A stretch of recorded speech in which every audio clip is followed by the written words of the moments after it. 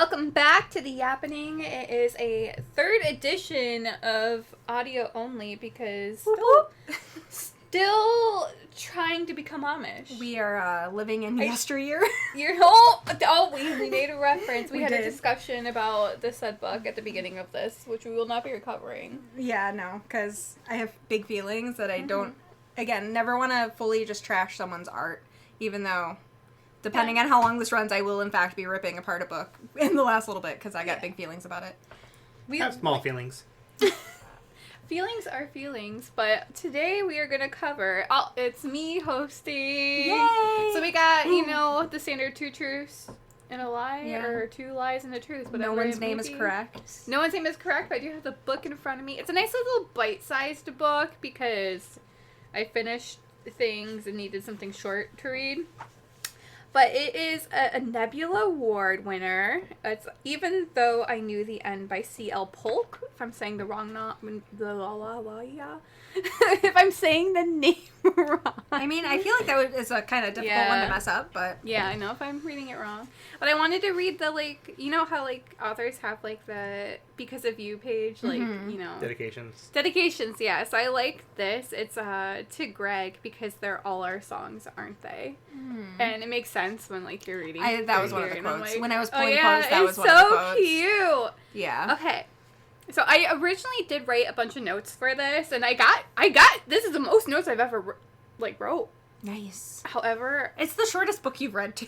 I know it is, and tell me why it took me forever to get through. I finished it today. Good. So, I don't even know, remember what year it is, but it's, a kind of, think of, black noir, type of setting. Yeah, yeah.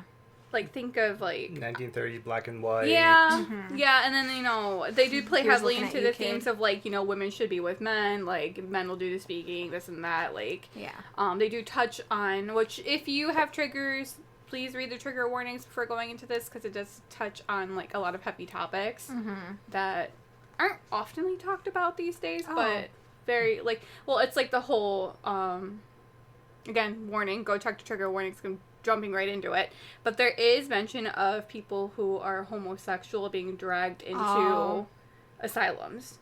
Good. And being treated. That was sarcasm, just because I know. I was like, good, Yeah. love that, but that was sarcasm, obviously. So it's that type of era we're dealing with. Yeah. But let's jump right into it. So you begin with a lovely detective, and she is out in the moonlight.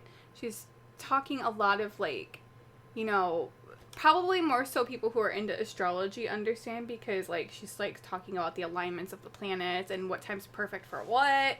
And, she's snapping photographs of this crime scene that she's been hired to do. And she's only done it, she agreed to do this job for $50. Nice. Which... $50 and a gentle saxophone solo playing in the background. Oh, yeah. That's exactly what's happening here. I want to just, say the word that, words that she used, which I think wrote down in my notes, which I don't have in front of me. But she said pretty much, that she being cheap only took $50 because the curiosity is more important to her than Love that. flashing photos. And right off the bat, she's bringing her camera with her. She's taking photos of this scene. It's a crime scene.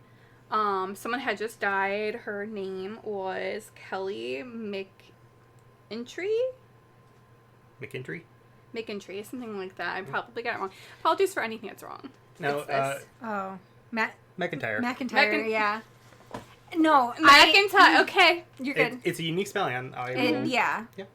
Now, you said it's a crime scene. I'm just judging from the time period. Is it a murder or is it a Moi-dah? A Moi-dah. What's a Moi-dah?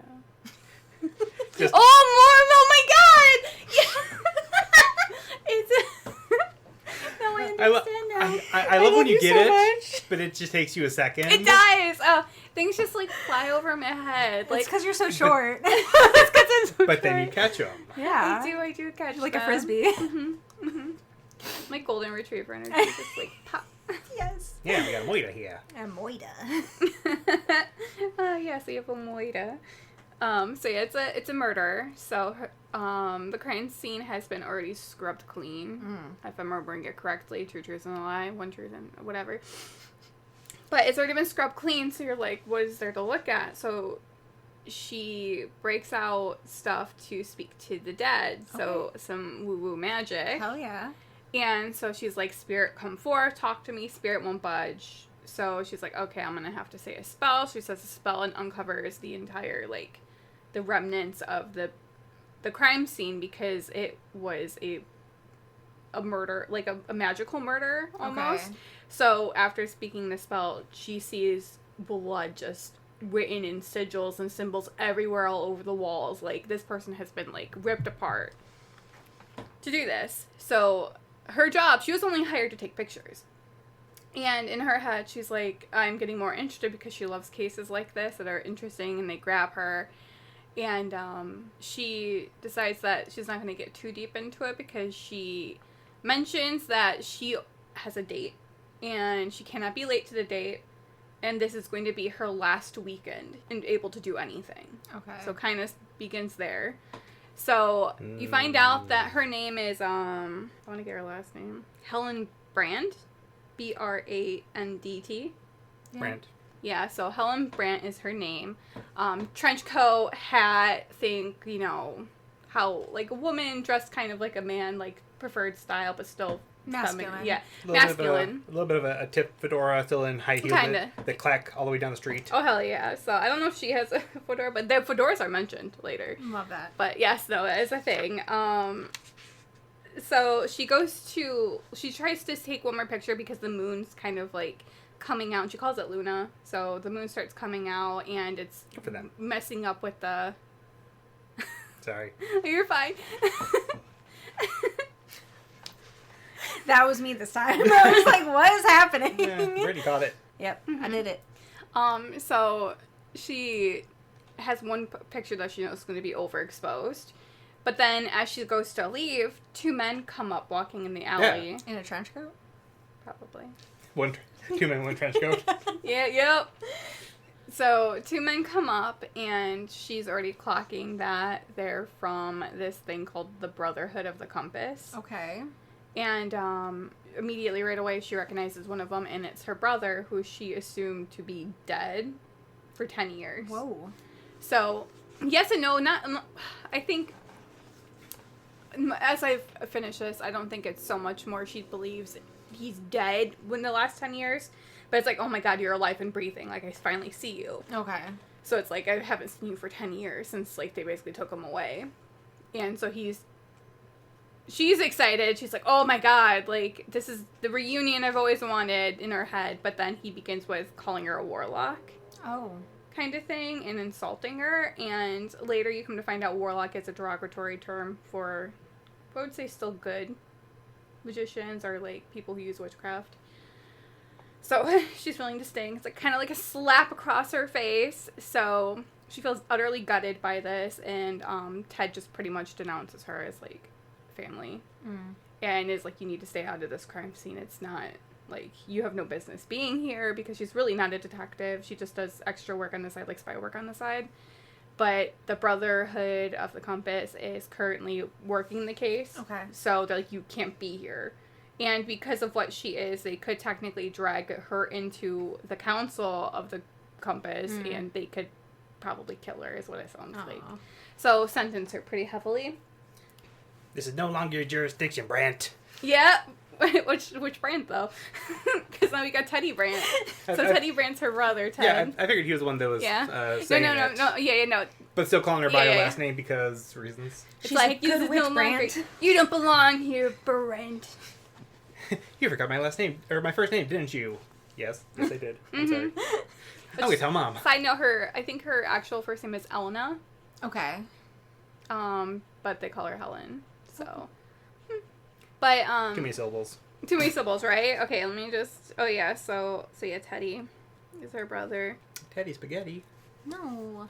Okay, and after that encounter with her brother, she's still gutted, shocked that her brother's still there, but proud, like, very proud of him for climbing up. Because if he's investigating that type of, like, work, it means he's climbed up in the order. So she's super proud. Good for him. I don't like that he's using slurs, but good for him. Good for him!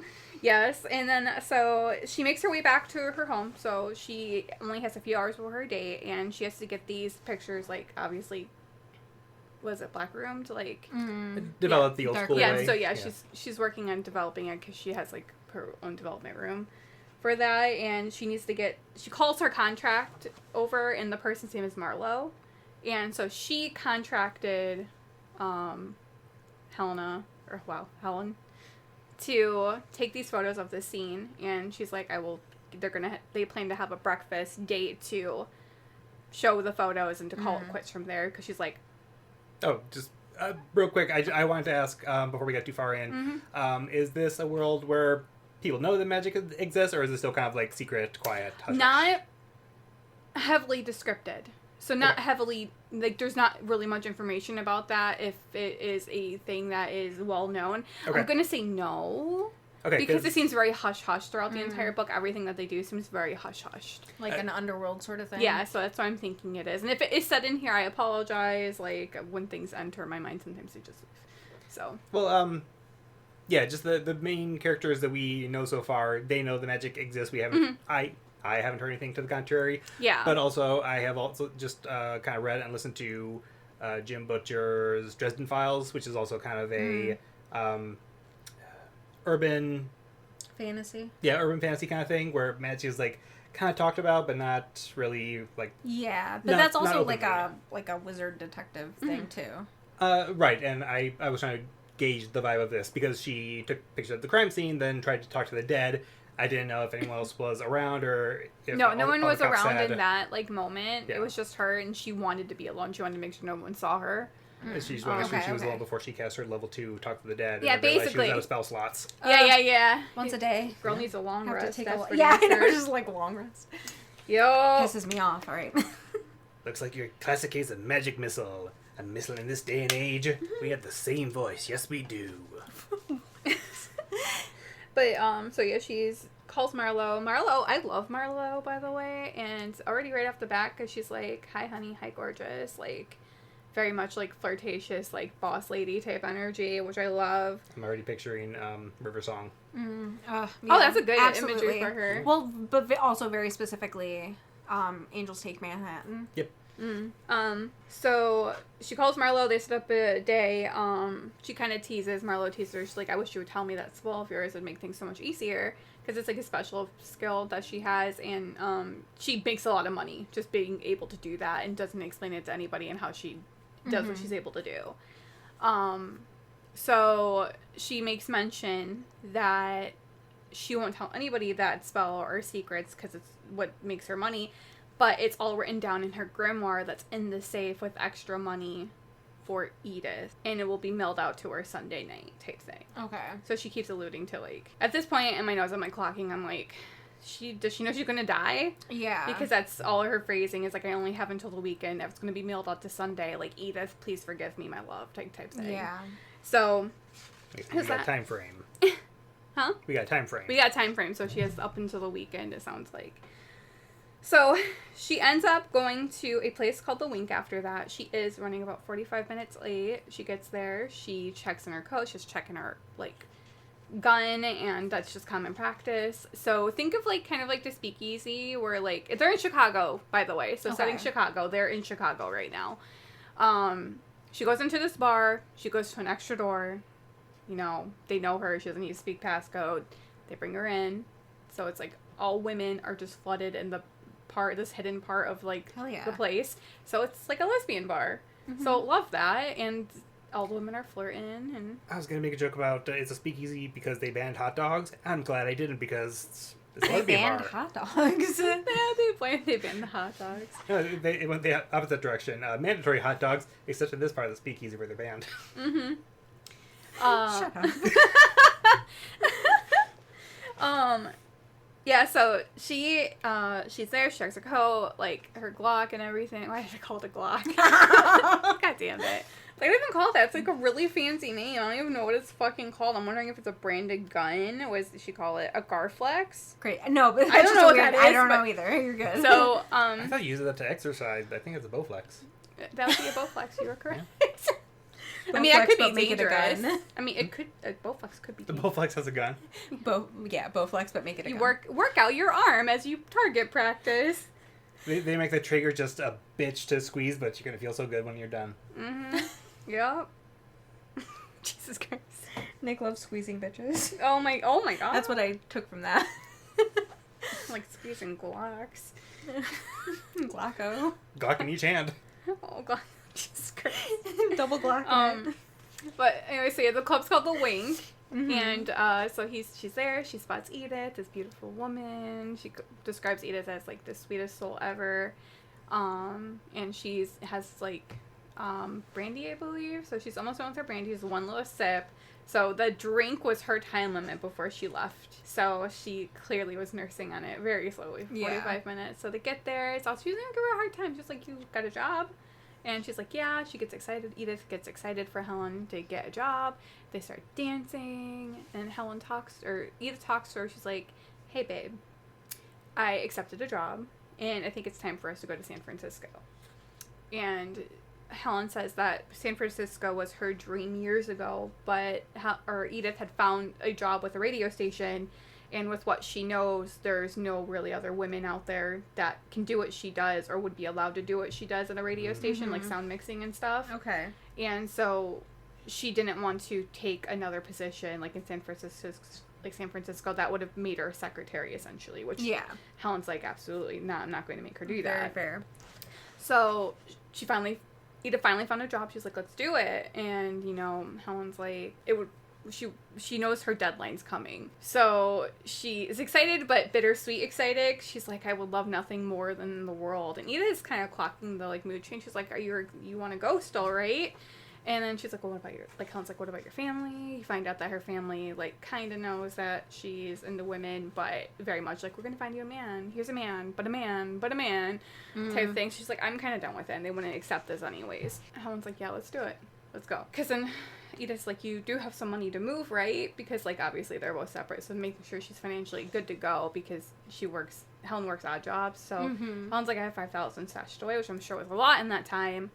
But then she also makes the comment, like, it's in the safe as well with my grimoire, which she will also get. And she can use any penny however she wants. Yeah. So that's how that kind of goes. And so they go back to her place. She stays at, like, this building. She said that it kind of got destroyed. I don't know if it was after they mentioned, like, kind of like the depression. I don't think the depression was around then. But it was, like, the 30s, then yes. Yeah, so she said the depression happened. So maybe this is the 40s? Maybe. Prohibition ended in 33. But if it's a gay bar, it could still be a speakeasy. Yeah, I was thinking it's not labeled as a speakeasy, no, but that was my best. Like, but yeah, because even still, the like gay bars, basically up until like Stonewall, right, were depression. The Reliance building had seen better days. It was once a leading citizen of the Loop, but its offices had emptied during the Depression. So she basically lives in this building now, and she mentions a tea maker being in there, so it smells very fragrant. But she takes Edith back there. Oh, do you have a comment? I looked up purchasing power of $5,000. I just went with 1940 as a round number. 117,933 and 21 cents in 2026. That would change my life. Yeah. Okay, shit, girl. Get it? Damn. And a grimoire. Little money stashed away. She said, "It's a lot of money." Throw that grimoire up on eBay and get. Oh hell yeah! Right. Sell it on the stock market. Isn't pre-run for grimoires? What? The anime free-run? Oh yeah, I think so. I have to watch it. Here it's really good, but yeah, I think there's like grimoires, and she's obsessed with books. But so they get back. Too bad. Yeah, they have some fun. They do, they enjoy each other a little bit, and then she just snaps a photo like of her. Aww. And also imagine just smoke everywhere because everyone's smoking. Well, yeah. So she smokes Chesterfield, so she just dishes them out. But then you find out Edith is very pious, so she's very much like God loving and stuff like that. So she helps out at the church a lot. Helen is also, I would say, religious because now they're setting up the dynamic that the Brotherhood of the Compass, they all follow God type thing and like the God's ways, like so no dealing with demons, no doing this, no doing that. In like a Christianity way, or just like a the light side versus the dark side? I think the light side versus the dark side. Okay, but, so not necessarily like just Christianity, but just they do mention catechism, so probably Catholic because I think yeah, Edith would be Catholic then if she did catechism. So, they do their thing. She goes to she gets ready for her breakfast date with Marlo. She meets Marlo, and they start talking about the photos, and Marlo lives, like, rich. Imagine rich, like, super, has money, has staff, only takes appointments, type shit. She has, like, I would say, like, a butler boy, Julian, and so he's mentioned, I won't mention him anymore after this, but because he's really not relevant. Butler boy, but they're all, like, warm boy, and... kitchen boy. Basically, no, she does. So many boys. They're all, like, super welcoming to Helen coming in, bring her up. And so they have their meeting, and Helen's like, I'm not taking this case. And she's like, but you got to. Like, Marlo's like, but come on, I can make it worth your while. How about $1,000? Okay, maybe for $1,000, but no, I don't have much time left, is in her head. And then Marlo's like, okay, what about $1,000 and your soul? You find out after that Helen sold her soul 10 years ago to a demon. Okay. To save her brother from dying. Oh. When they were kids, because they got into an accident, like a car accident, and she was the only one that survived. So desperate, alone, like hurt, she was begging, a demon came up, was like, I will only give you one. She saves her brother, Ted. And so then you find out, like, he's kind of... You also find out Ted got to see heaven. Mm. And so he was, he got dragged away from heaven from his parents. And so that's kind of obviously confirmed that heaven's, like, a real place in this time frame. Which means... a place on Earth. Shut up. And then since she sold her soul, she's obviously never getting into heaven again. Okay. And, the deal that was made was you have 10 years and your soul is mine. So that's why she knew she was going to die. Okay. So she knew the end type thing. Yeah. So, with that being said, she's like, well, fuck me, of course. I can have that life with Edith. I can do this. So she starts investigating. And there's the one picture that she took that was overexposed. Like, she had Edith looked at it because it was something she did when she was, like, young, like, was developing photos. But also you've learned that Edith has, like, some magic too, not a lot, but she has the ability to listen, to hear people's thoughts. Mm. But it's very small, few seconds, and that's also where you find out that Ted's really good in that category with his magic. And, since they're fighting, obviously, she's like, I can't teach her, but it would be cool if I could, but Ted could, but Ted's being Ted right now. So you find out about Edith. Edith looks at the photo, and then something happens to her, because, like, she sees the sigils and all the blood. Mm-hmm. Something changes in her. Ooh. Like, so, she's suddenly like, I have to go to church now. And she's like, I promised I would take over this job from somebody. I have to go do it now. Okay. And, she's like, well... I don't feel comfortable with you leaving out. So she tries to teach her how to load a gun and all that stuff because she knows shit might get dangerous. Edith runs off to church because she's being weird. Also, there's, like, a note, like, a hidden, like, note where she was looking at photos. And she ended up taking a side shot of Ted and his partner Delaney. Mm-hmm. If I said that wrong, I'm sorry. It's, like, Delany. I'm familiar with the name Delaney, so I'm confident you got it right. Okay. So, yeah. His partner has, like, this weird flash in his eye. Okay. When she took the photo. But then the photo that she had of Edith, same thing. There's, like, either a light or it looks like her face is glared in every photo that she's ever taken of Edith. Replicant.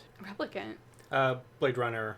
I haven't seen Blade Runner. I listen to music from Blade Runner. I haven't seen it either, but I just know that, like, their eyes glow unnaturally. Oh, cool.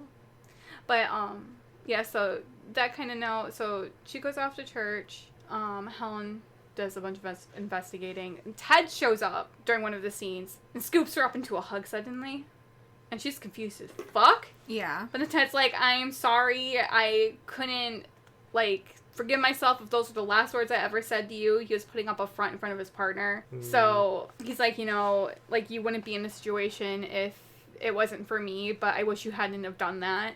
You find out that she was part of the Brotherhood of the Compass, but they expelled her and called her a warlock when they found out she sold her soul to a demon. Okay. So that's why she does side work now, because they won't let her back in. But also another misogyny thing, where you, as a woman, can only be invited into the Brotherhood of the Compass if a male relative is there. And you, as a woman, I think they're called mystics. Like, you're not technically a magician or, like, what you would be considered, like, highly trained. You have to be a mystic towards a magician, basically. Got it. So, like, females always have to be paired with a male. And that was kind of their goal, was Ted and her were going to be, like, this dual, like, partnership, but that got, obviously, kaput. So, there's that. So, more things happen, you know, she's still investigating, trying to figure out what the fuck's going on. The killer is dubbed the White City Vampire. I think it's the White City Vampire Killer. And only because it's such a bloody scene. They're not really a vampire. Chicago is the White City, so that tracks. Oh, there you go. Okay. Look at that. I did not know that. See, a White City Vampire. I was wondering why they called it the White City. See, thank you, Nick. Well, I'm not sure why it's called the White City. I just know that it is. That makes sense, though. Chicago Killer. Yes, vampire. H.H. Holmes, the serial killer with, like, the Murder Castle Hotel, they've been trying to make a movie for a long time based on a book called The Devil in the White City. Okay. But yeah, so that's what they dubbed them, to try and figure out who he is. Marlowe, after she starts figuring it out that it's a fucking demon that they're dealing with, she goes back to Marlowe. She demands a meeting. What up? During the 1893 World's Columbian Exhibition, basically all of the buildings were covered in white to sort of make everything look uniform as people were, like, coming to the city. That's cool. 1939? 1893. Okay. Yeah. Weird. It seems like it was around H.H. Holmes' time. Probably. I know that, like, the World's Fairs, I know, like, shit went down around that time. Yeah. I know they, like, executed an elephant. Like, they hung it. Why? I think it, like, trampled somebody or something. Oh my God. H.H. Holmes died 1896, so yeah. Okay. That was around his time. There we go. Yeah, So sorry. No, you're fine. No, I have to retrace my thoughts. So she finds out it's a demon she's dealing with. She goes to Marlowe. She's like, I demand a fucking meeting. Her staff's not pleasant this time.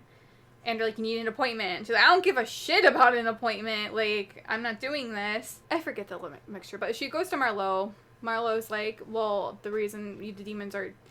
Every person that's been killed is Marlowe's contract. So her souls are getting taken before she can take them. So you find out that Marlowe's a devil. Not devil, but like a demon. Yeah. Marlowe's a demon. Well, if she's able to give her back her soul, that was the it was so cool how it, like, got revealed, but I was kind of hinting at it, but like I did not do that justice, but it's fine. But anyway, so they're all Marlowe's souls that she's contracted with, so before their due dates are coming up, someone's killing them. Oh, okay. And she's like, that's why she wants them dead. She's like, you know, just do your thing. When you see them, call me, I promise. And then I'll take care of them. You don't have to get your hands dirty. Because Helen doesn't do confrontation. She's like, I'll find them for you, but I'm not doing anything else. It's a fucking demon. Right. I got a Glock. What am I going to do? It's a fucking demon. But you find out she writes little spells, like engraves little spells on her bullets. Hell yeah. So she's like, I've never had to use these in real life before. What? Live, laugh, love. Sorry. Engraving live, laugh, love on the bullet. You know what I hope you know what I'm referencing. Just never mind. It's fine. Is it, like, recent? Yeah. Both for real and also fake. Like, I think that Charlie Kirk's killer, like, wrote stuff on bullets. Yeah. But then also... I thought it was the person, the medical... The, United Health, the CEO that got murdered. I believe them too, but also when people are allegedly shooting at ICE agents and stuff, they'll be like, stuff was written on the bullets, and it's, like, very hastily written in Sharpie. So, like, no. Not originally, no. I wonder if that's what you were getting at. Yeah, just live, laugh, love. Oh my God. Sorry, I'm stupid, alright. No, you're fine. No, so she did that. She engraves the bullets with spells to hopefully stop demons. She really fucking hope so at this point. So she's super worried about Edith. Edith, when she finds out that she's dealing with, like, really violent magic, she's like, I am worried for you now. I should not have told you to take this job. I am so sorry. She's at church now. And then so the entire day she's waiting, because, like, the Reliance building, where she lives, is completely warded the fuck up. Head to toe in wards. So that it's to protect against demons for the day that her soul is to be reaped. So she's like, fuck. She also finds out that she's supposed to be the next target. Okay. Because her time's coming up anyway, so she only has the weekend to figure this shit out before her soul either gets taken or she gets murdered. So Marlowe is the demon that she sold her soul to? That's what I'm assuming. I don't know if it was specifically said, but... Yeah, that has to be... That has to be. Yeah, I don't think... well, I don't know. Like, because, like, she kind of mentions, like, how the hell did you get rights to my soul? And her killing another demon to get rights to her soul. But then, like, Marlowe mentions sometime later that, like, you know my deal, it's 10 years. So I don't know for sure, but I'm assuming that Marlowe is the original contractor of her soul. That does feel like that. I'm going to assume that. I was going to say that you don't know that they bet souls in, like, poker games. Mm-hmm. Well, you know.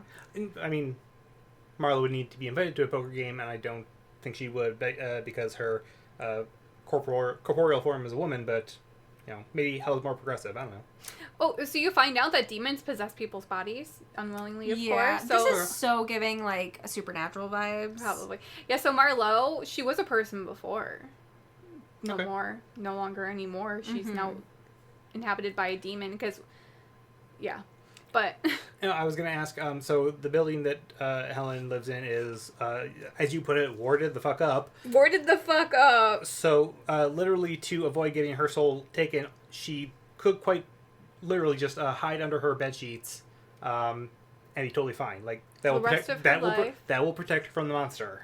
She's not sure. She's not... But yes, that could be... She's not fully sure, but it's confirmed later. Yeah, the place was warded the hell up. And she probably could have been safe. She just needs to look underneath the bed, and she's golden. Nice. Oh yeah, on the note that, like, Helen sends up with the person, she's like, I need to meet fucking Marlowe, is like, we need to talk, darling. There's one little thing you forgot to mention. We made our agreement. Take your time. Oh, wait. So she was waiting for fucking Marlowe. This is an emergency. Oh, wait. Fire! Exclamation point. Fire! Exclamation point. Look forward to hearing from you. Oh, and they are not for sale. Best. Oh yeah, so like I obviously my timeline mixed up. So when her brother actually scoops her into a hug, that's after she finds out that she can save her soul. So all of her detective work she's doing like to save her soul. Mm-hmm. She's like, I can get my soul back. So you either help me or you shut the fuck up and stand aside. Yeah. Because like you gotta trust us. We can make this work. We can save your soul, and you don't need to get involved. This is not your place, pretty much. But she's like, what the fuck ever. I'm not putting my actual life in your fucking hands. Mm-hmm. Like, I'm going to do it. You have your jurisdiction, Ted. Right. Yeah, I'm like, my soul ain't in your fucking jurisdiction. You have your jurisdiction, Helen. We have the same voice again. Yep, that's kind of weird. She masculine. My masculine queen. Also, this book just reminds me of, like, when I'm drunk and I'm calling every woman gorgeous, and, like, because, like, all the women are like, hi, gorgeous, what's up, oh, you're beautiful, and it's just me when I'm drunk, like, hey, drunk, I'm just like, every woman's fucking gorgeous as they are. Yeah. Yeah, I feel like I should be picturing, maybe if there was, like, a, you know, actual secretary, I'd be picturing more of, like, a, Harley Quinn type persona, just like, well, hiya, gorgeous. Yeah. No, he's not in right now, but I can take a message. Can take a message. Alright, I'm gonna speed this shit up. Mostly because, like, there's not too many more, like, details, like, to go into, because you guys know about the order, you know, that her soul's taken, that she's working for her life back.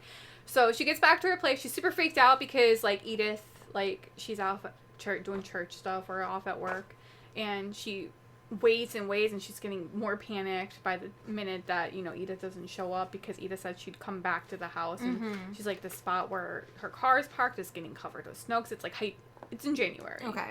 So cold January, and so she finally gets a call. Edith answers. He's like, okay, you're safe, I'm happy, you are coming home tonight, right? She's like, don't wait up. And so she's like, then she calls her mom, so she's like, oh, we're being listened to. So, because obviously you can't come out as, like, a lesbian without them wanting to drag you off to fucking an asylum. So, she hangs up, she's chilling, she puts on, like, music, and she's drinking, and she's like, I'm gonna wait up for her. And she ends up falling asleep. She wakes up to Edith standing over her. Her shadow has, like, multiple wings. It's getting really spoopy. Edith ain't acting right. Yeah. And then suddenly you find out that Edith, being the lovely, pious woman that she is, contracted with an angel. Yeah. Yeah, and so the angel hosts her body. Okay. So what's the angel's fucking name? Supernatural. Like, basically supernatural. But heavy. Yeah. Like, when, just like, the mechanics are the same. No, I was going to say when she's talking to Edith on the phone and she's saying, don't wait up, I just had this feeling of something's going on here. Mm-hmm. I'm wondering, like, obviously she's fine and whatnot, but what is the code word that they have for I am not possessed, I am totally fine? Right. But just the multiple wings, I was like, oh, Angel. Yeah, because Seraphim, yeah. But obviously, they don't need to have a code word for not being possessed. They do need a code word for gay stuff. Yeah. That makes total sense. One thing... Not sarcastic. Like, biblically accurate gay stuff. Yeah, I'm gonna read this. So, like, one good thing about this book is, like, it's written so beautifully. Yeah.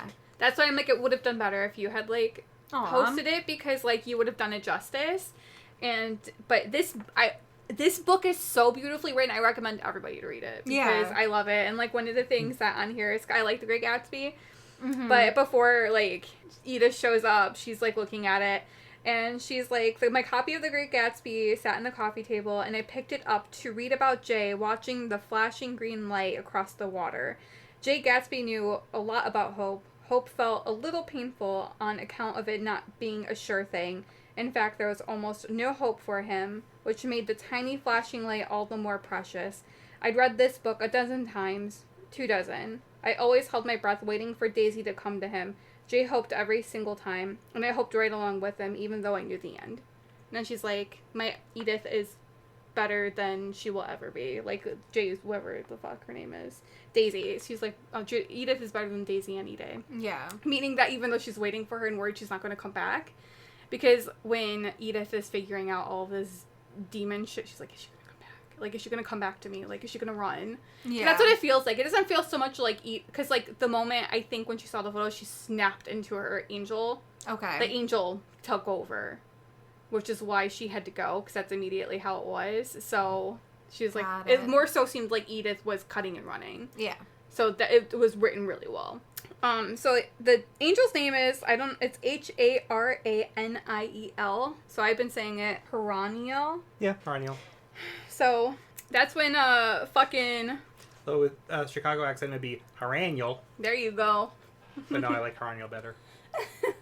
So they cut to the chase, Helen Haraniel explains everything to her. It's like, yeah, when she was younger, we made a deal that we'd be hosts. You find out that, back in the day, angels were protectors of basically the human race, and they got a little too close. So they left a little bit of themselves inside of the people they fell in love with, which made some babies, semen. Which made people like, yeah. I broke Nick. So I was, I was, for the listeners, I was very deep in thought. I wasn't thinking about that. Mm-hmm. But thank you for clarifying. Yeah, you looked confused, so I wanted to help. But yes, yeah. No, I wasn't confused, but I'm joking, I know. Yeah. I feel like that's part of the Bible extended universe that I don't know. Something about, like, seraphims and stuff, but, like, part angels, part something else. And I was trying to see if I could connect that to anything. I can't. Yeah, so they leave a little bit of themselves inside of people, and that's how people like Helen and Ted and Edith have their powers. Mm. It's because they are, because Julia puts, like, so our great granddads are the great angels or whatever, like, fucking left babies around, and because of all of that, God decided to seal the gates to heaven, because it used to be open. And, he said, you guys are running amok. Yeah, and there are angels that got left behind. Okay. Keep it in your robes. Right. Keep it in your robes. So, yeah, no, a lot of angels got left behind, and they explain, like, that angels in the beginning had so much power they could level whole cities and, like, bring the dead back to life. Like, that's how much power they have, but as the years go on, they are losing their power. And so they want more, like, nothing more than to go back to heaven. And so some of them, they find hosts like Edith, and their hope is that when their host dies, they too will die and they will ascend to heaven. And every angel so far that they know has promised each other that when their host dies, they will give them a sign if they made it back to heaven. But no sign has ever been given. Got it. So just trying to hitch a ride. hitch a ride to heaven. They want to go back. And what's great about Horenial is that he kind of leaves Edith alone. He only comes out if he has to, or they have to. They don't have pronouns. I do say he because the Horenial in my brain is like masculine sounding-ish. So I want to just be there. They have no pronouns. They are an angel. So as I would assume angels would not be gendered. Except the semen. Except the semen. Well, that's true. Well, I mean, the way they word it... No, I'm like, no, it's so interesting how it's worded because, like, you know, we attached ourselves to humans. We left a little bit of us inside of them. I would assume it's in the same way that, like, if we were to meet an alien species, or even just, you know, certain plant life on here... Not plant life, what am I thinking of? Seahorses? No, I want to say, like, mushrooms or something, like, in this, like, true word of, like, gender... Or maybe, like, no, maybe sex is what I'm thinking of. They can have just so many beyond just, like, a he, him, she, her. Yeah, in the same way that, like, aliens would. Oh, yeah, we're split into, like, a bunch of different... Like, there's no canonical number for us. But in that same way where they can kind of be anything and nothing all at the same time. Yeah. Mm-hmm. I love that you're assuming that aliens have, like, a plethora of genders. And I just like that's... I could hypothesize... Your narration in your head. I could hypothesize about aliens quicker than I could remembering what I thought I knew about mushrooms. Aliens or mushrooms? Quick. Pick one. Nope. I mean, you might be seeing some aliens after some mushrooms. Let me tell you. Yeah. Seeing some angels. Okay, so... You find out all the history about angels. And, so they kind of team up because they start visiting places, like old scenes. She ends up at one of the asylums. I forgot the name of it. That's what I was trying to search for. Dunning. It's called Dunning. Dunning. So, that's the place they go to. You find out that, the demons are hopping hosts to kill these people. Okay. So they're hopping into women, and then they're doing these killings, these ritualistic killings, and then they're hopping out. Okay. So they're trying to find out where all the hosts are, that are, like, if they remember anything. And you find some of them in Dunning's, and they're just empty. Like, there is nothing behind their eyes. Oh, like, they're trying so hard, so it's, like, completely destroying who they are. And because they don't have, like, there are people like Helen who have power left behind from angels, but they're too weak. So they use them and lose them. Yeah, use them and lose them. After all that, you find out, and that's where you find out she, at Wink, she finds one of the women that went missing. Okay. That used to go there frequently. And they found her there, and normally she's, like, a pants, like, type of lady, but they have her in a dress, and she's been electrotherapy the fuck back, the hell and back, probably. So she's like, damn. She's like, how many more people are here? And it's just, like, a shocking moment. But then, cocks start turning, and they're like, okay, demons are jumping into people. Did you say cocks? I meant to say cogs. Oh, I heard cocks start turning. Did you hear that too? I did, and I figured she meant cogs. Cogs. So I thought she meant clocks, but... I thought that was me mishearing her saying cogs. I also heard cocks. Leave it in the comments below. Was it cocks? Or cogs. What was turning? What was turning? Given the story, I don't think it was cocks. Leave it in the comments. We'll do a poll. I mean, they're at an asylum. I mean, it's mostly females. I won't say it. It's a female asylum. Well, maybe not just female, but, like, the area that they're in is female. The ward. Yeah. So the cogs start turning, and she's like, okay, well, demons are jumping into people, decimating their memories, and then it, like, clicks that it's not a demon doing this, it's an angel. So and Horenial, like, finally comes forth, and it's like, yes, it's an angel. That's why I can't condone this. Like, we need to stop this angel at all costs. This is pure evil. Yeah. An angel shouldn't be doing this. And the assumption is the angel is so desperate to go back home that they are sacrificing people with... I don't know if there's something with the contracted blood that's so different, like the damned souls. Okay. Or if the angel is trying to still just do something good. Instead of killing innocent people, they're killing people who are forsaken. Okay. Before the souls can be taken anyways. And they're trying to call forth a power to get them back into heaven. And they do go to the church, and I do find it cute because one of the things is, like, Helen's like, I don't fucking belong here. Yeah. I'm a warlock, and I don't fucking belong here. And then Heraniel's like, this is a house of God. All are welcome here. And he just keeps repeating that, and I love that so much, actually. So... that's how it's supposed to be. It is how it's supposed to be. And there's a priest there. The priest is really, like, knows Edith because they work together for renovating the church.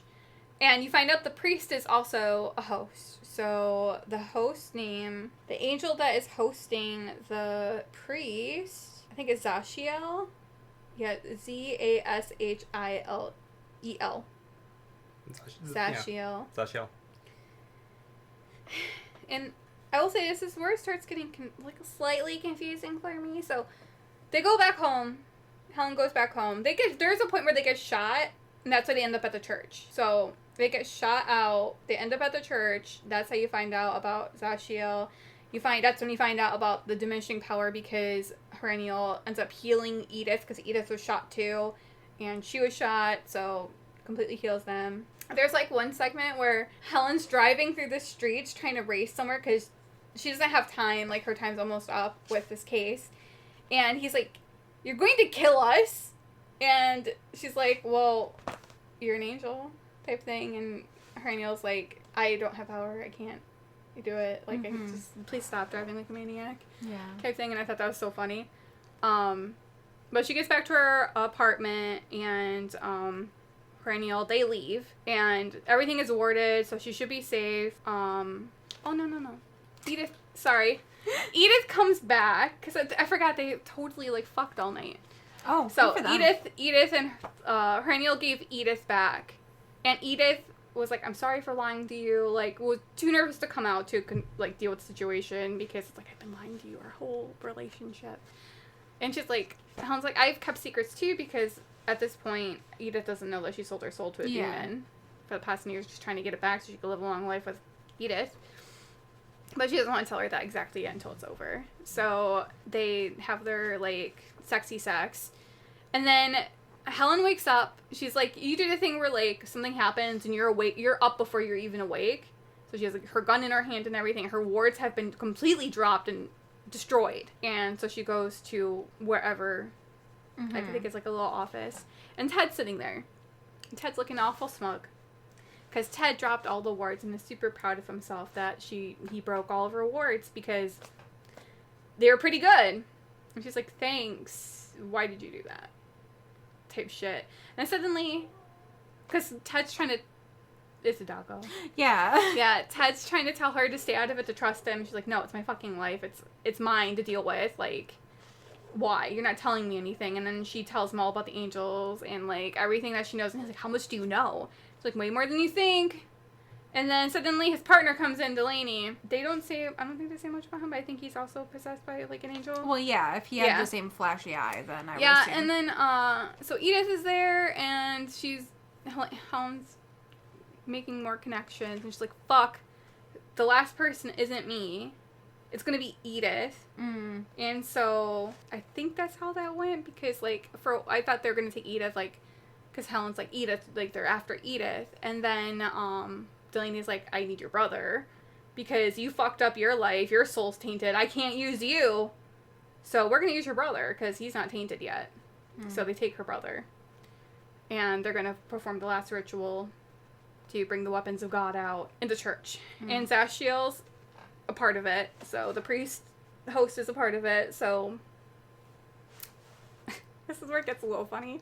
So Helen gets to the church with Heraniel. At this point, they're back, and her brother is naked, tied up, struggling in, like, a symbol in the middle of a fucking church, and they're ready to perform this, like, magic. They get into, like, a massive fucking brawl to the point where Helen gets, like, whipped by one of the angels. Her tooth comes loose. She draws a sigil in blood from her mouth, calling forth Marlowe.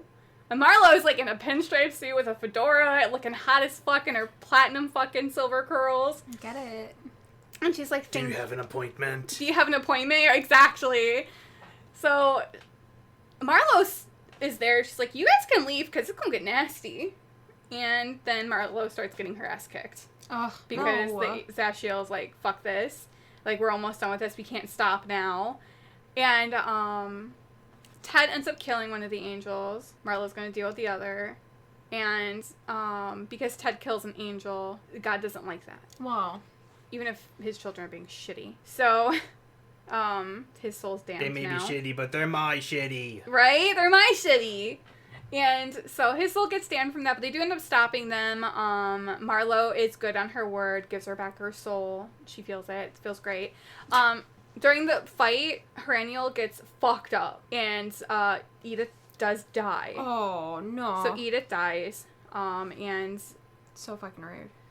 Really so fucking rude. So Helen's, like, fucking distraught as shit, because, like, I can't live without her, like... Who cares if I have my fucking soul back? So she makes a deal with Marlo to bring her back to life. And Marlo's like, you know my deal? 10 years. But I will say Marlo's like a fucking G. Because Marlo's like, I just give it back to you. It's never happened before that a demon will give back a soul. Don't ever expect it to happen again. Yeah. And then does it anyways. So it was very much like, are you sure? Are you sure? Are you sure? Okay, you're cute. I like you. Because type of shit. Because... Okay, fine, beautiful. Basically, more like gorgeous, though. That's the tagline. Okay, gorgeous. Like, so Marlo, does that. Edith gets pulled from heaven, and she was like, me and Heraniel were there. So Heraniel got to go back to heaven. Yay. So angels do go back to heaven. So it is confirmed there. But do dogs. I know, I was just about to say, they're there with the dogs. Oh, another cute thing that does happen beforehand, because she's like, you've been an angel inside of my bay. For how long? Yeah. So are you always there? And he's like, peeping? Yeah. Yes, he is peeping. He's like, I can't I try to disappear, but it's like, I feel her feelings. The whole time? Yeah. The whole time? Yeah, And then Helen's like, well, you're not weirded that we're both girls, kinda. And Heraniel's like, that's your prejudices on each other. And he's like, no one cares. No one gives a shit, like, up there. Like, House of God, all are welcome. What aren't you getting? Yeah, what aren't you getting? So I love how the religion what is it said set on the up in tin. this. Yeah. Yeah. So, all good there. So I had wondered that, and I was going to make a joke, and I thought, just wait and see what happens, and see if I can come up with something clever. Nope. But yeah, so Edith is back alive. Edith's like, why the fuck did you sell your soul for me? And, like, I can't do it without you. Which, this is where my gripe is, because I hate this. It's like, if you know you have your soul back, and you can go to heaven again when you die, you guys will be together forever. You can't wait for that long. Because it is confirmed that she can go to heaven again, with her soul being back. And I'm like, she's going to be there. It's Edith. She's super pious. Like, why would you not wait for that? But she gave her soul. She can no longer go to heaven. She's going to hell now. Yeah, but how long would she have to wait, right? So it's like, I can have 10 more years where we get to, like, do the things that we plan to do together, or I'm not going to see you for, like, 4 I have to wait for a lifetime, essentially, to see you again. So that's kind of the... Like, I get it, but it's also, like, but you can have forever. Yeah. But... It's one of those, super sweet gestures that... might be a little selfish, but makes for, like, a good happy ending. It is, because, what is it? The angels, the Edith told her that the angels think that her act was very selfish. And she's like, yeah. Yeah, it was! And, like, because Edith is upset about it, Helen's like, we still get 10 years together, and Edith's like, well, because Helen's like, I'll get you anything you want, anything you ask for in these 10 years, they're yours, baby. And she's like, well, what if I want the moon? She's like, I'm gonna get a ladder. And I'm like, that's so cute. When they say that, have that little banter. And, so yeah, Edith is like, yeah, heaven can wait if I get 10 more years with you. Yeah. So that's kind of how it ends. So yeah, it was, because it was cute. So it was like, it was talking about being happy, and she's like, I'm grateful even though I knew the end. So it was really cute. I love that. Yeah, it's really good. I recommend definitely reading it if you don't mind the spoils, because there's so much in here that I just did not mention, and it's so much more eloquently put compared to me explaining it. Yeah. But it's just solid. Nice. And it's very supernaturally, but I love how they do it. Like, even the end, just because, like, that's basically how at least I've watched like 10 of the seasons. Like, it's basically like one brother like sells himself to like save the other brother, and then the next season is like flip-flopped. I can't do it. That's why Supernatural lost me, because I can't do the same trope over and over and over. Yeah, I don't know. I mean, everything in between was like really good until the end, but then it started pissing me off. I got really far into it. Yeah, I did too. And then I just kind of fell off. But I like the like side characters so much that it like really just makes it worth it. We will binge things, and at some point we just get super tired of it if it goes on for too long. Fatigue, yeah. Yeah, like Walking Dead. We can spend 2 months watching it, and at some point we just fall off because we just need a little something different, and then we never come back to it. Yeah, I'm on season 6 of The Walking Dead, so I'm almost to the point where I think because I ended when Glenn died. Okay. So I'm getting back to that again. Yeah, I know. Yeah, I remember you stopping watching it when that happened, because you had beef with Rick. I love Rick now. I've never seen a man more sexy than ripping out the throat of another man. Bro. But also, yes, but also Negan. Jessica's. Everyone loves Negan, and I'm like, I never got to that part. I'm like, why do we fucking like Negan? Why do we like Negan? But I'm about to find out, I suppose. But then I was like, I know I'm not there yet, because I know Glenn, or I don't know Negan's story.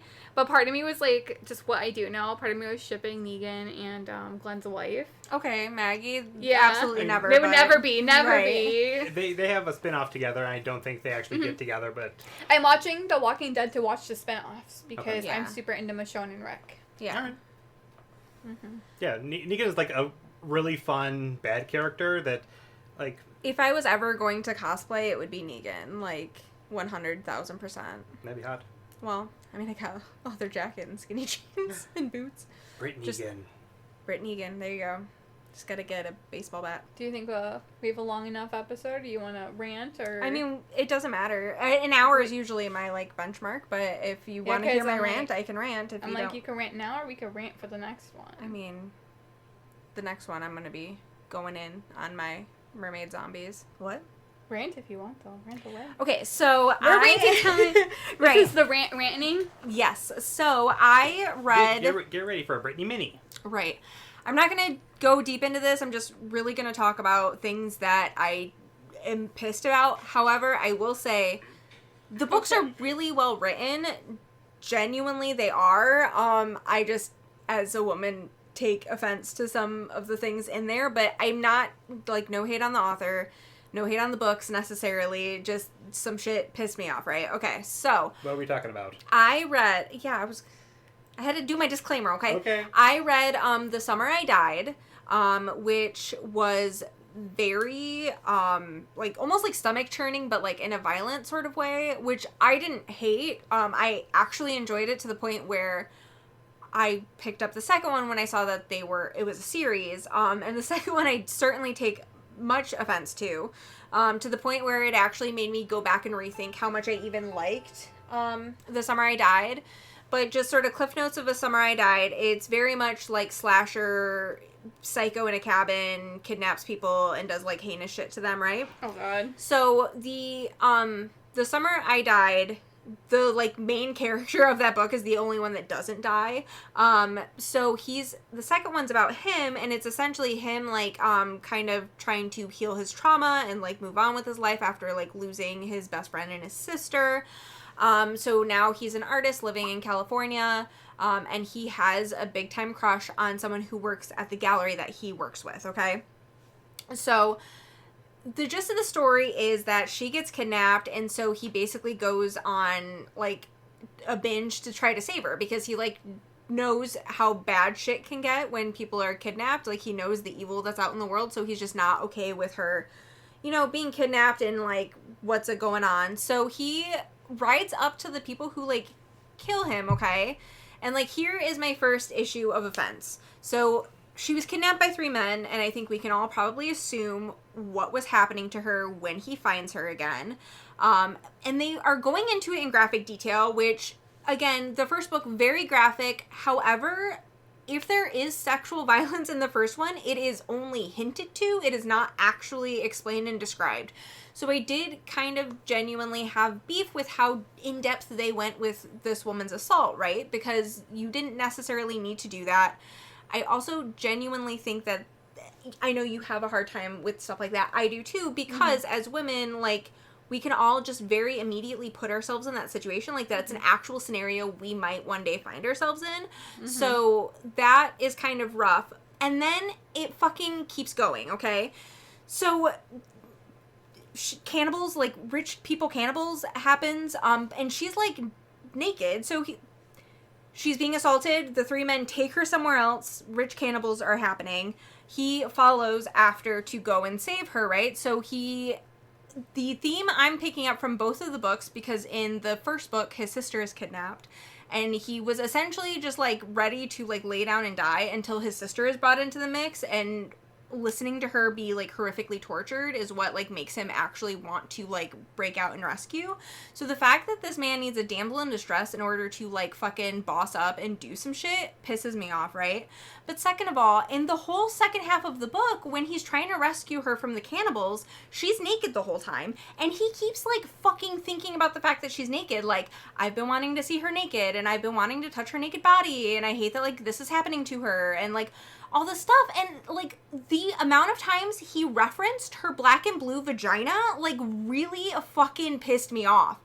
Yes, it's like, bro, I didn't need to know that shit was bruised, okay? I know she was torn up, but then also other language that's fucking used. He basically says that she's been destroyed, she's been ruined, like, and he really has this, like, moment of, like, she's such a beautiful, kind person, and, like, I hate that they absolutely took all this away from her, and it's, like, you're having this really, like, good moment, but it's, like, you're just seeing the baseline, because the rest of the book, you're fucking doing shit that's so gross and inappropriate, like, enjoying the fact that he's, like, holding her while she's naked, while he's trying to rescue her, and, like, looking at her naked body. Multiple times that's mentioned that he's, like, looking at her body, and he wishes that he wasn't having to see her naked body in this way, and it's, like, bro, like, this girl was just so victimized, and you can't get out of your head for, like, 3 seconds and just stop looking at her bruised vagina. Like, it made me so incredibly mad. And then it occurred to me that, like, similar themes happen in the first one. It's just it wasn't so overt and smashing you over the head constantly. But in the second one, I'm like, leave this girl's vagina alone, please, for the love of God. Like, it sounds like an author who is like, let me put this in here. Okay, I got accepted. Like, we're doing well. Let's go even harder next time. Right, and, like, I don't know. The whole thing was weird. Like, the first one, like I said to Nick, is basically your standard cabin slasher moment. And then the second one is almost like pivoting into Punisher style. And it also, again, genuinely feels like the first book and most of the second book is just launching off the real story that's going to be told in the rest of them. I don't know. I'm not going to read them. Just because I had such a hard time with this one. And, like, I don't... Can you imagine how, like, worse it gets? Dude, yeah. Well, okay, the first book, like, was really gnarly. Like, in, like, a torture sort of way, not like a, you know, sexual assault sort of way. It was definitely a lot more gnarly than I was anticipating it being. But again, I enjoyed it. It was especially, like, skin crawling because people out here are, like, this evil, you know? But just when male authors, like, just objectify women so heavily, like, there's been a couple other books where I've had to, like, fully DNF them because either the male narrator is just being so fucking derogatory in the way that they are reenacting, like, the female characters. I can't fucking stand it. Or there was one book that I was fucking reading that I very swiftly DNF'd because this woman is in a cabin, she's about to take a shower, and she stops and is, like, fucking checking herself out in a sexual way. And, like, sure, maybe some people do that, but women aren't just out here, I'm about to get in the shower, look at those nice titties. Like, that's just not a thing that's happening. Like, that's crazy. So yeah, that's just beef that I have. And he genuinely seems like he cares and, like, he's on sort of the right side of the men population. Like, it does seem like he's on the correct side. It just, he isn't.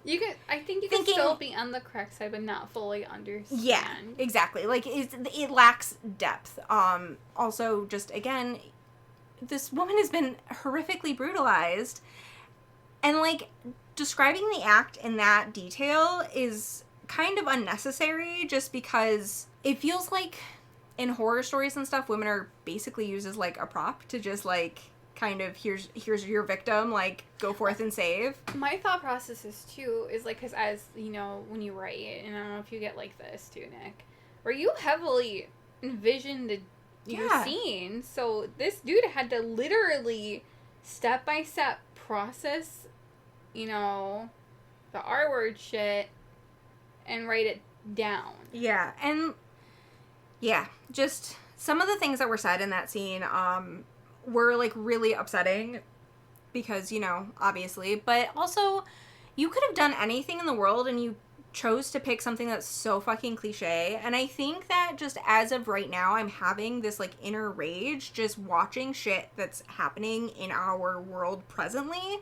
Like, it makes me want to commit acts of violence. Like, just with the, like, 60 however many million whatever views on that stupid fucking site, or just shit I've been seeing on TikTok. I just saw this, like, fucking video of a teenage boy picking up a girl, body slamming her into the concrete, and then fucking stomping her head because she wouldn't give him her phone number.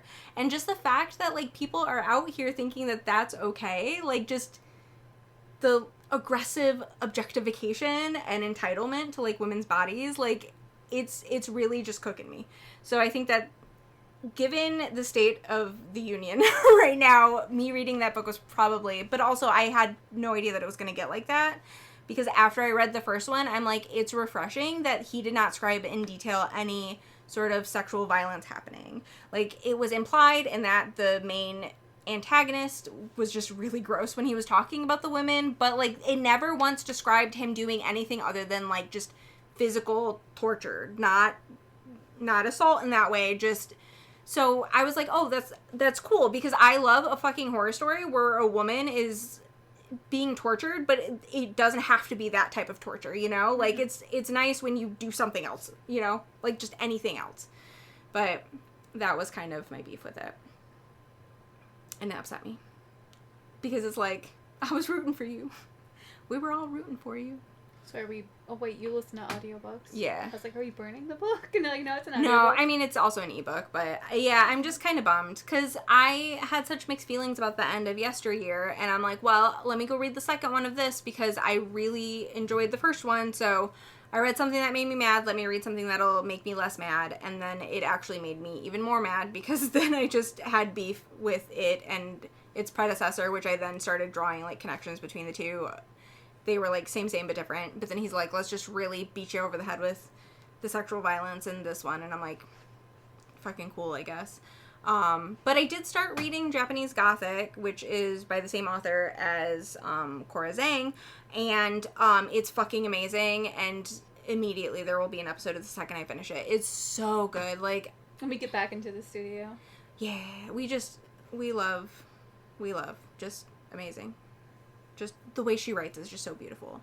But anyways, if you don't have issues with sexual violence in the way that I do, you might enjoy those books if you just like sort of just extreme horror, like gore type of thing. Because I get so, like, when we talk about triggers, like, yeah. For example, like, I think it's a good movie, but it's a horror movie. We saw it in theaters. Me and my friend did. It's about a man who is blind.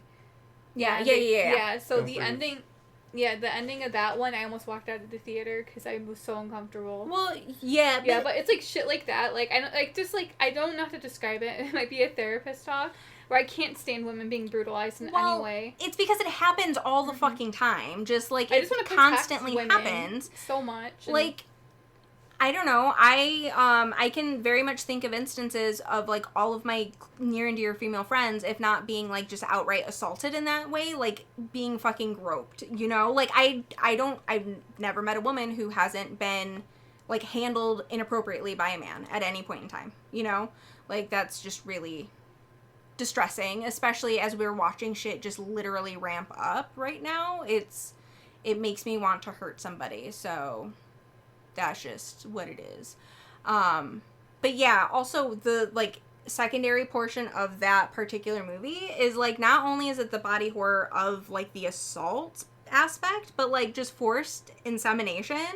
They did it a different way, though. I'm like, I will say it's a good movie. Like, It is really good movie. It made me feel that way. It was good, but it was, like, not traditional. Like, he would never R-word a woman.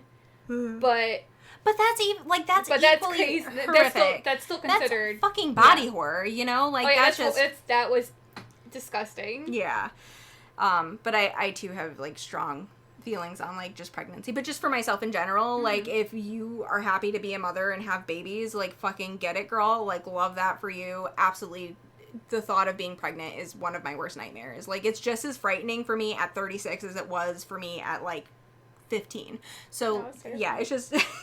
like, beautiful but terrifying. It's like, this is just how I am, I guess. To end on a better note, so I forgot what I was going to say. So sorry. No, you're fine. No, it was regarding the book, why it was funny with, like, back to, even though I knew the end, is Teddy, when he was naked at the end, they have this whole, like, Edith, like, Helen, like, hugging moment, and Ted's hugging them, and then she mentions, like, he's just naked.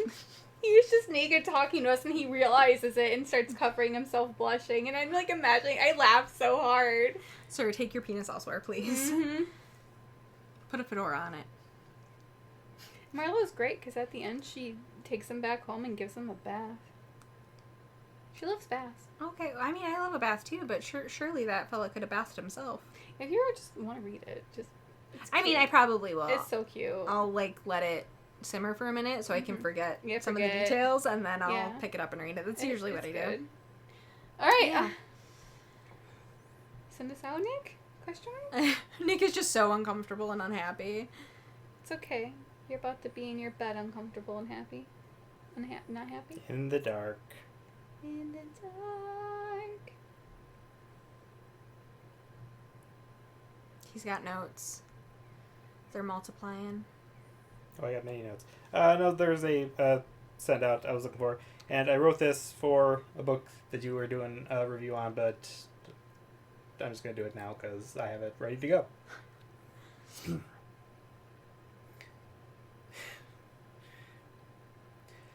Curled up with a book. There's nothing to cook.